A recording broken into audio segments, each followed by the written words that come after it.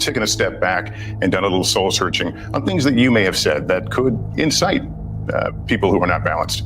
So here's your moment. And this is what was missing from the Oval Office address is, hey guys, we need to tone down the political rhetoric. And you know what? It's me too. Like I need to do this as well. And that, if you watch this and you want to be a leader, that comes first. You have to lead with vulnerability, and leaders have to go first. You have to say, listen, I've gone too far in my rhetoric.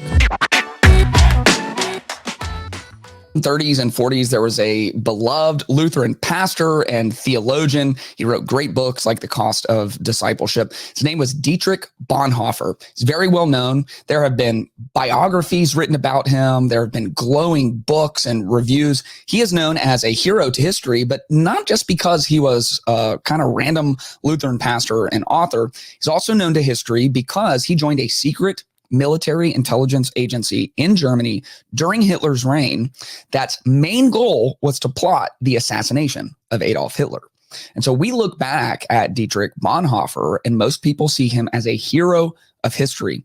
Now, in 1945, he was executed specifically because the assassination plot was found out. And of course, he was not successful in doing so, but he saw what was happening in Germany. He saw the danger that Hitler posed to Germany and to the rest of the world. And so Bonhoeffer acted, and he searched the scriptures, and he came to the conclusion that making this decision was for the greater good and that God would forgive him.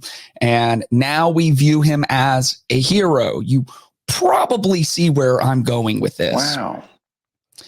There is a young, disturbed, allegedly man who tried to take the life of former president and current frontrunner Donald Trump.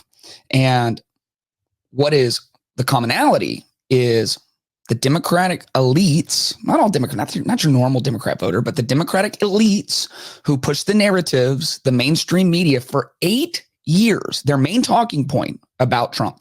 They'll go through the policies, they'll go through the issues, they'll go through the legal troubles, but it always lands back in the same place, which is, Donald Trump is literally Hitler.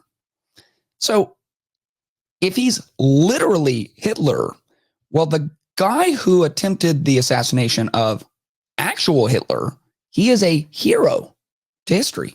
He gave his life in pursuit of ending someone who is an existential threat to freedom, an existential threat to the world. And of course, that is the language that has been used over and over and over again.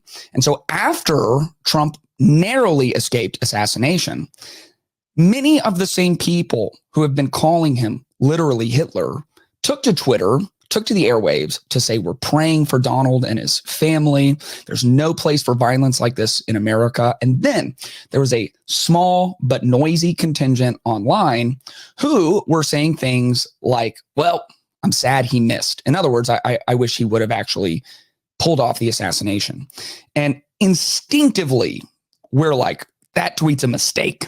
Like, you should delete your account and reel that back in and maybe really think about your life choices.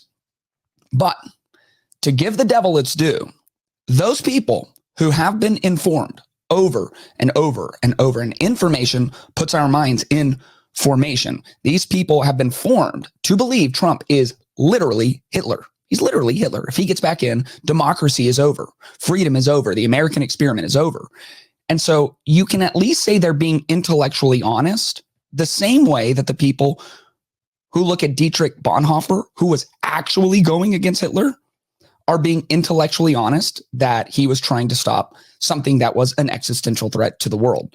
The problem is, and I know this is crazy, but the problem is what Saturday revealed is Trump, for as much as they've said it for 8 years, Trump's actually not Hitler. It's crazy. You may not like him. You may have problems with him. If you listen to this podcast, I haven't been shy about my issues with Trump. My basic stance in the 2024 election is like, what are we doing? How did we get here? How do we have a 78 and 82-year-old who both have histories of either moral or political corruption? Like, how is this the best option that we have? So, look, I get it.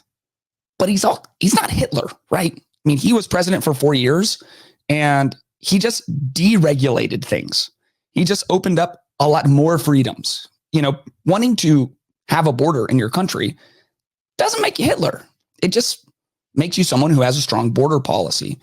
And so really, the left has put themselves in a very difficult catch-22 because their strongest argument for Trump not winning the presidency is that he is an existential threat to democracy like Hitler. But they all showed their cards the second that bullet grazed his ear when they came out and said, we're praying for you, thoughts and prayers. If someone would have almost assassinated actual Hitler in the 1940s, we wouldn't have been like thoughts and prayers with the Fuhrer, that's not a thing. And so as soon as this happened, people were waiting on Biden's response. A couple hours later, he came out and did just a very, very brief press conference where he said, we've got to tone down the rhetoric. And then the next night, he went into the Oval Office and did a scripted thing where he said, we've got to tone down the rhetoric. We got to get back to just talking about policies, and we've got to do this respectfully. And then last night, this is the catch-22, he's interviewed by Lester Holt, and he's pushing him saying, do you think that you, Joe Biden, have contributed to this in any way? Do you need to tone down your rhetoric? And let's see what Biden's thoughts are on that. I'm not the guy that said, I want to be a dictator on day one. I'm not the guy that refused to accept the outcome of the election. I'm not the guy who said that won't accept the outcome of this election automatically. You can't only love your country when you win. And so the focus was on what he's saying. And the idea. But have you taken a step back and done a little soul searching on things that you may have said that could incite people who are not balanced? So here's your moment. And this is what was missing from the Oval Office address is, hey guys, we need to tone down the political rhetoric. And you know what? It's me too. Like I need to do this as well. And that, if you watch this and you want to be a leader, that comes first. You have to lead with vulnerability, and leaders have to go first. You have to say, listen, I've gone too far in my rhetoric. And while the shooter is responsible for taking the shot, I think we're just in a climate and we're all caught up in this. And so everyone was saying, well, what about you, Joe? Because you're saying we all need to do this. But you are one of the people, you're the most powerful person on earth. And you have been saying the things that have led to this climate. And so we can look at this collage of Biden tweets. Donald Trump and MAGA Republicans are a threat to the very soul of this country. Donald Trump is the greatest threat to our democracy. Donald Trump is a genuine threat to this nation. He's a threat to our freedom, a threat to our democracy. He's literally a threat to everything America stands for. Donald Trump is a threat to our democracy, and we cannot let him win. Trump poses many threats to our country, but the greatest threat is to democracy. If we lose that, we lose everything. And so Lester Holt wants to know, look, man, every chance you've had, you stood in front of Independence Hall with red lights shooting up it and said, this is an existential threat. We have to do whatever it takes to make sure Donald Trump doesn't get into the White House. And then someone who is unwell took that and ran with it to its obvious conclusion. Most people I have talked to post-assassination attempt had this interesting kind of paradoxical approach to it, where it's shocking because it's just shocking to see. And also it's like not surprising at all. Like with the level and temperature of rhetoric, the consistency of it, the propaganda, literally Hitler. And it's like, no one's saying that. No one's saying he's literally Hitler. Let's look at evidence number 2. This is from the New Republic. And if you're listening only, number 1, come over to youtube.com/Clayton Tyner. But this is historically a well-respected political magazine. And they made Trump Hitler.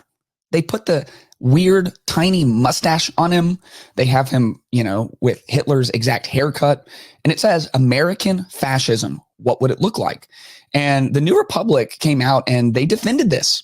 They basically said the thing. It's like, well, yeah, he's literally Hitler, right? And so if you have literally Hitler about to come into power and someone does something about it, if we look at history, if we look at Bonhoeffer, they're a hero.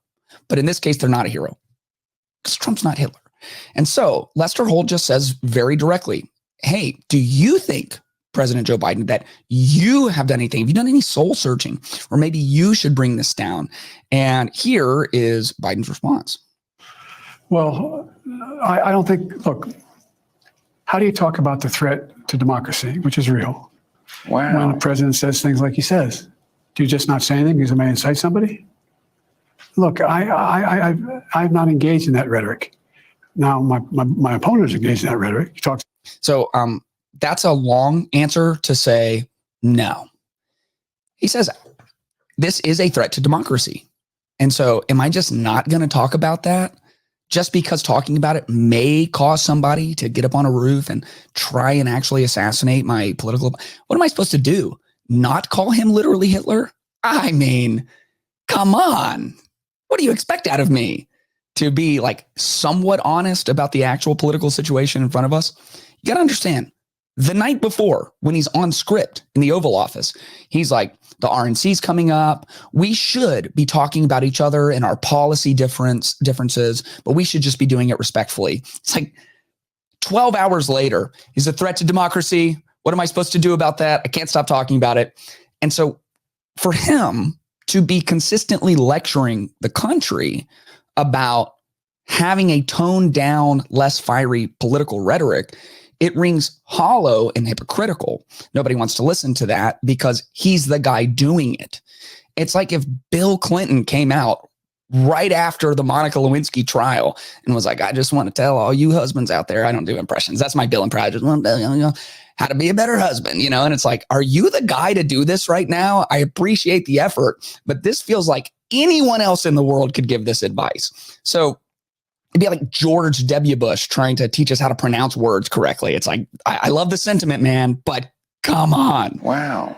So you've been stoking the flames of division. You have set the precedent of literally Hitler, and someone took that seriously. And now you're saying, well, just because it might incite someone, I'm going to keep saying this. This is how we got here. And now Biden is having to walk a fine line. And really all of the left side of our politics here in America are going to have to walk a very fine line, because they showed their cards when they came out and said, we're praying for him. You don't pray for Hitler. We're praying for him. So it's like, okay, so is he not Hitler? But then if they have any chance at all at the White House, they're going to have to keep saying, but yeah, he is kind of Hitler, right? And so this is the catch-22 that comes from a lack of honesty. In the book of James in the New Testament, it says, so too, though the tongue is a small part of the body, it boasts great things. Consider how a small fire sets ablaze a large forest. And the tongue is a fire. The tongue, a world of unrighteousness, is placed among our members. It stains the whole body. It sets the course of life on fire and is itself set on fire by hell. This is the danger of our words. This is the danger of our rhetoric. And that rhetoric led to an obvious conclusion that most people could see coming from a mile away, someone taking a shot at Trump. And if it were a few millimeters different, we'd be living in a very different, very dangerous timeline right now. Proverbs 18:21 says, death and life are in the power of the tongue, and those who love it will eat its fruit. Listen, when you have someone that you're having issues with, the thing you can't do is exaggerate, because exaggeration is like a more sophisticated form of lying. You're just pushing it to this limit. What you have to let people do is just prove who they are. And people are waking up to this, and people are seeing that the curtain was lifted for 4 hours, where the greatest enemies of Donald Trump were now praying for him. And it's like, well, hang on a second. Is the shooter a hero like Bonhoeffer, or is he an evil assassin trying to take out one of our politicians who's very, very close to the White House right now? And that lack of clarity and that catch-22 is going to haunt Biden. It's going to haunt the left moving forward. If you enjoyed this video, make sure you are subscribed so you can stay up to date with all new content. And if you want early access, exclusive content, and monthly live Q&As, make sure to check out patreon.com/ClaytonTime.